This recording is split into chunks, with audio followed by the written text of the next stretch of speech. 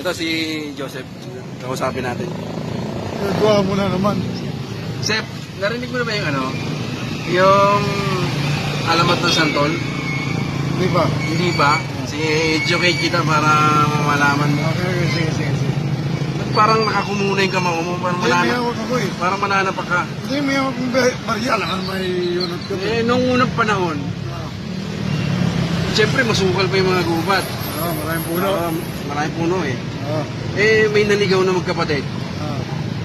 Sabi ng kapatid, Tol, nakaibang puno yun ah.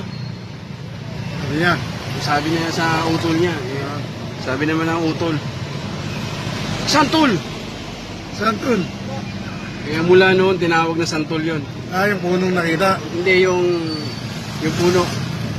Oo nga, yung nakita nilang puno na tinatanong niya kung anong... Kaya oo nga. Sabi niya, Santol! Mula noon, tinawag na Santol ang punong yun. Kaya naging Santol. Oo. Tapos, ano nangyari? Ha? Ano nangyari? Ano nangyari? Gusto mo yariin kita ngayon?